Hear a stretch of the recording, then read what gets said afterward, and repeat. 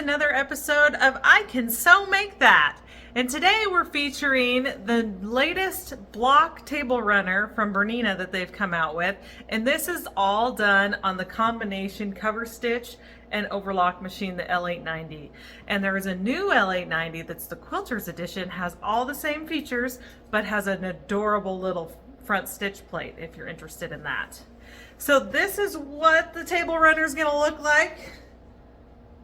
We have 4 fun blocks to make, including some decorative embellishments with flat locking. This is all done with cover stitch techniques, but if you don't have a cover stitch machine, don't be afraid. You can always do decorative things with an overlock stitch as well to create sort of a decorative look. But what you'll have to do is fold your fabric to do that overlock on the edge, hopefully missing your knife or disengaging your knife.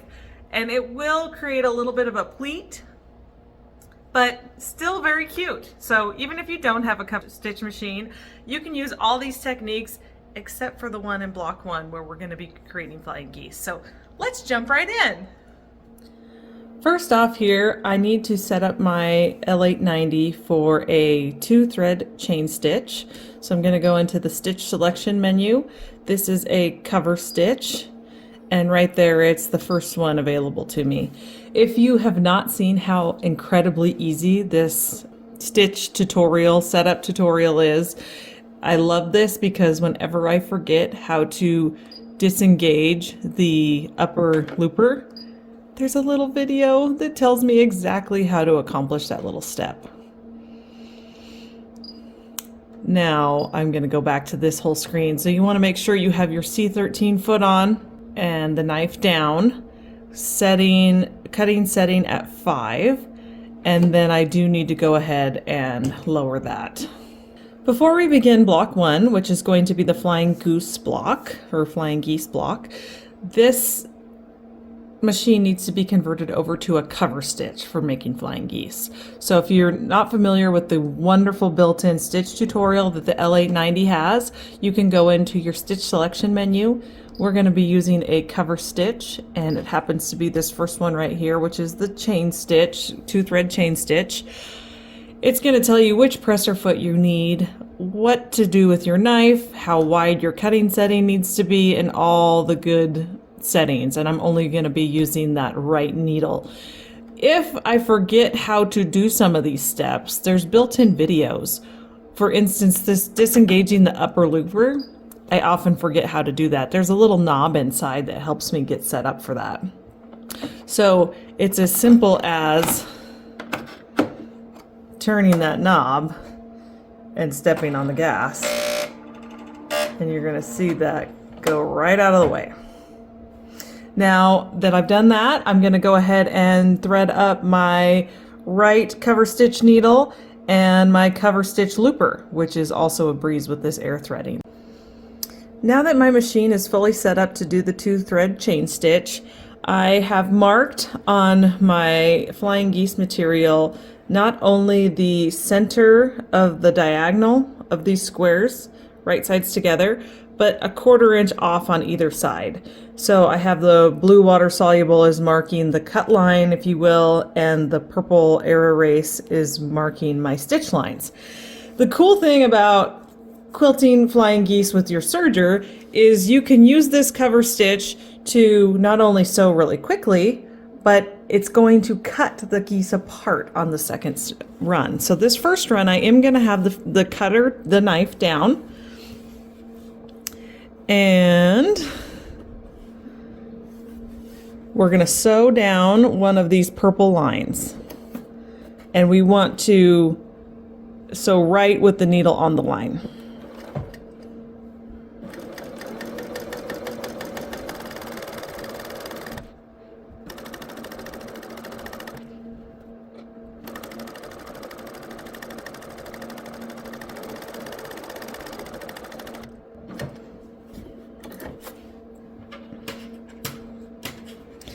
Using my little thread puller to get that needle thread pulled through. And also when you pull this out, when you've cover stitched, you want to kind of pinch your threads right there at the base so that you don't pull a pucker. and you'll see the chain stitches appearing on the other side. Okay, this time we're going to engage the knife. Now we're going to be sewing and cutting.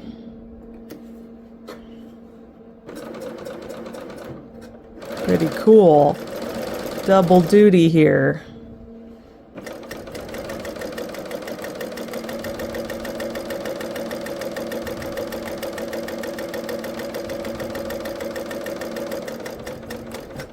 Just make sure that's kind of going out of the way nicely.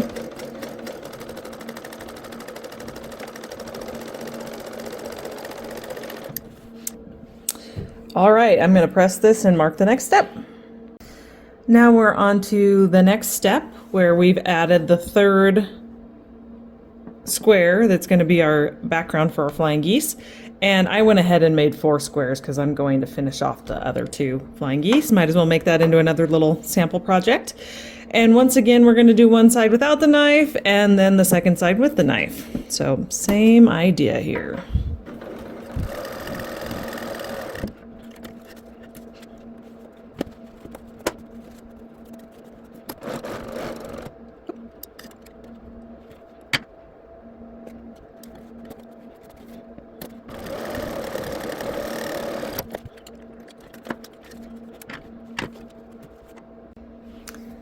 Now we're on to the next part where we've added the third square that will become the background of our flying geese, marked the diagonal and the 1/4 inch on either side.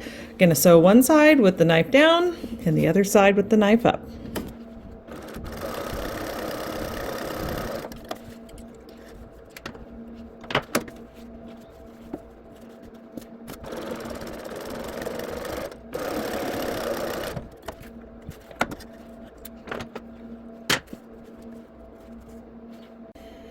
Now that my geese are trimmed, I'm going to go ahead and use the cover stitch that we've been using to put my 2 geese together. And you can mark this if you're struggling with your 1/4 inch, but if you can see this little spot where the 2 kind of stitch fingers come out, these are the stationary ones. This is the removable one. Maybe I should zoom in. So these 2 skinnier ones, not the big one that comes in and out with your lever here. Right in between that, splitting the difference with the edge of my fabric gives me a 1/4 inch with this right cover stitch needle. So I'm just gonna use that as my seam guide and not mark this. Just making sure my edges are together.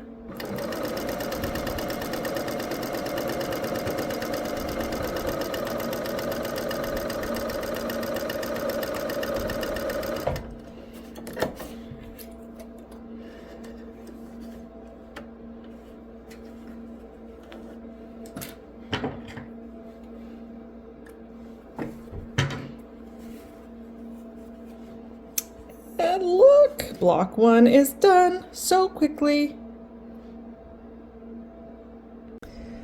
Now we're at the beginning of block 2, and I've taken my 7-inch square and marked the lines 1/2 inch apart, just like they told in the directions.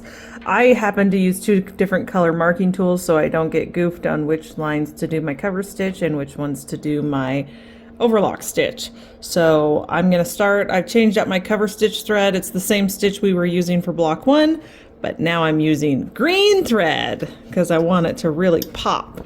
This might be my favorite block in this whole project because it's going to showcase some of those decorative stitches.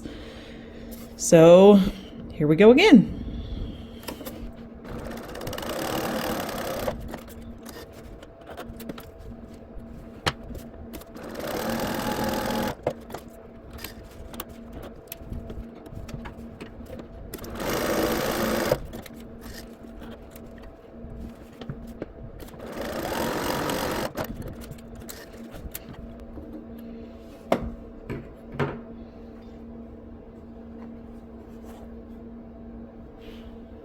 On to the second line of stitching here. They're the alternate stitch lines. we have changed to the 3-thread cover stitch wide. So I've got 2 needles on either side, and it calls for decorative thread in the loopers, but I really wanted this bright teal and I didn't have that in decorative thread.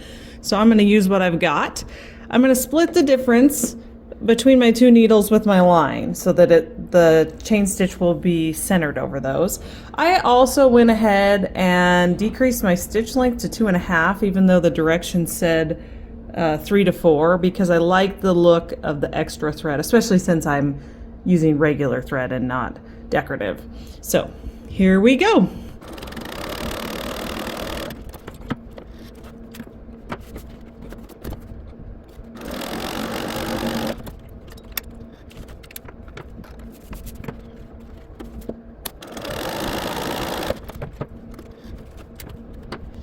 Now you might think I'm being a little willy-nilly with the tails of my threads.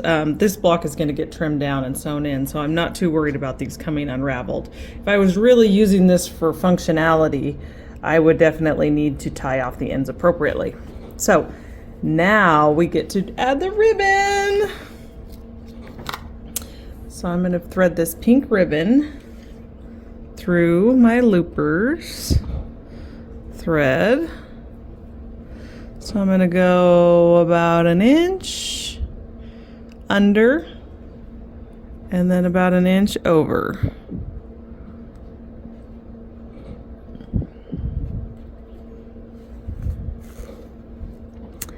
About 1 inch over and then 1 inch under.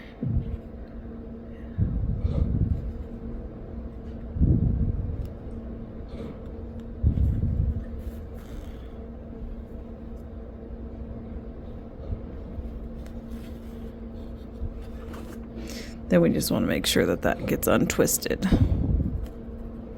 Isn't that fun? Okay, I won't make you watch me do all this. Here is my darling block center, all trimmed up, ready to go in. I've switched over to a 4-thread overlock stitch, and the instructions tell you to put your cutting width at 1/6, which is perfect to run your 4-thread cover lock stitch, run the edge of your fabric to the knife. You're going to get a 1/4 inch seam. So all you overlocker people out there can get these nice 1/4 inch seams just by doing that stitch width at 1/6. So I'm running that right to the edge of the knife.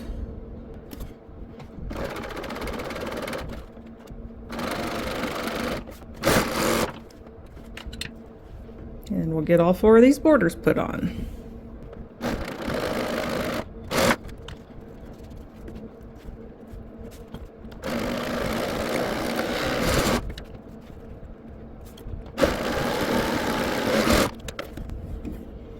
Look at that! Block 2 done. For block 3, we're going to be using a flat lock stitch and creating this darling rail fence block. So we have some strips of fabric pre-cut. I've already got it threaded up. I'm using green for a little pop of color. A really wide blade width, 8.5. That part I hadn't adjusted yet.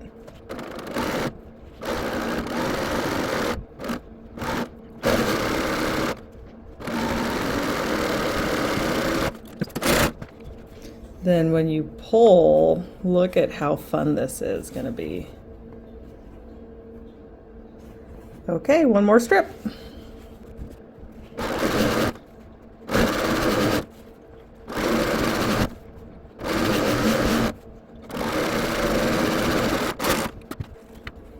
Now I'm going to go cut my segments and we'll sew it together.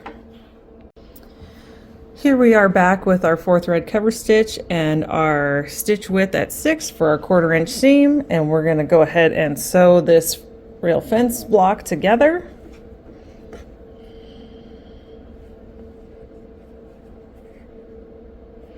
Then we'll move on to the 4th and final block for this project.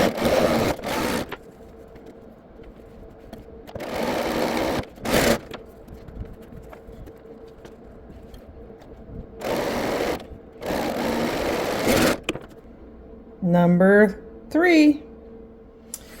For block number 4, I'm going to show you some of the setup work here on the side first, because if you've never made this block before, you might be a little confused. So we're going to take, there's 3 pieces that create the bow tie and then 2 pieces that create the background. You'll take one bow tie piece flat, and the second piece you're going to fold with wrong sides together and put that right at the top edge, raw edges together, and then you're going to take this piece right side down and we're going to sew that 1/4 inch on this edge. That's step 1. So I've already got my 4 thread overlock stitch,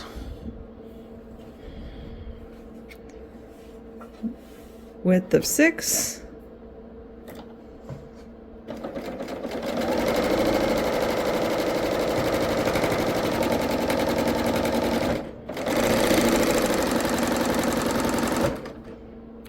Now we want to open up this seam and only expose the folded edge, leaving what they're calling the contrast piece. Oops, let me move you over here. This green contrast piece, which I refer to as the background or non-bow tie on the edge. And the other piece is hiding behind it. We've got our original piece with the flap out. Then you're going to put the piece that matches the side showing at the bottom of this next stack.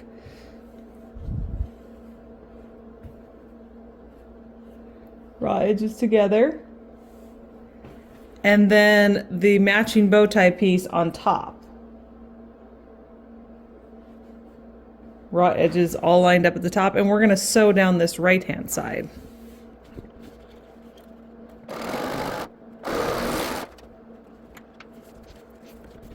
So here's the second seam we just sewed. Once you're completed with that, to verify that you've started this block correctly, if you flip these both out so that the folded piece is in the middle, one should match and one should not. Next, you're going to open this up and this up and this up. And you're going to align those 2 seams together.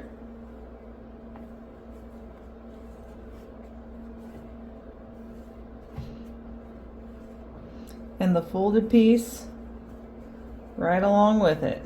We want to make sure that it's catching just the raw edges here. And if you want to use a pin for this, you're welcome to. So we'll get that right there.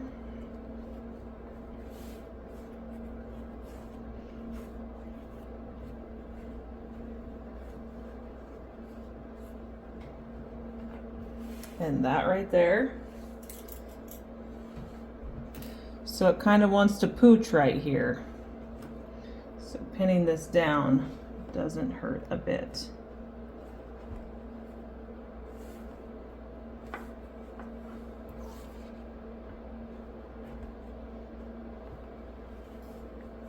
Okay, now we're ready to sew all the way down.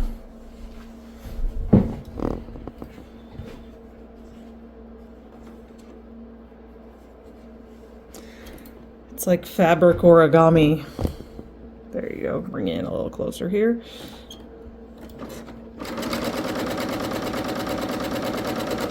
Do be careful not to run over pins with your knife.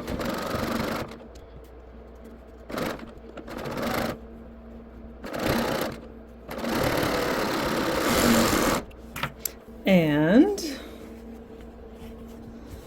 we're going to press it, but that's how you get this fabulous bow tie block. Ta-da! Here is my blocks trimmed up to size, and I'm laying it out with my fun chicken sashing. So I'm going to sew all this together using that 4 thread overlock stitch and a 1/4 inch seam. here it is, all put together. And it's even quilted. All I have to do now is trim it up and bind it. And I think I'm going to put some scrappy binding on it. I hope you enjoyed this tutorial and can see all the amazing things you can do with a cover stitch machine. And see you next time. Bye-bye.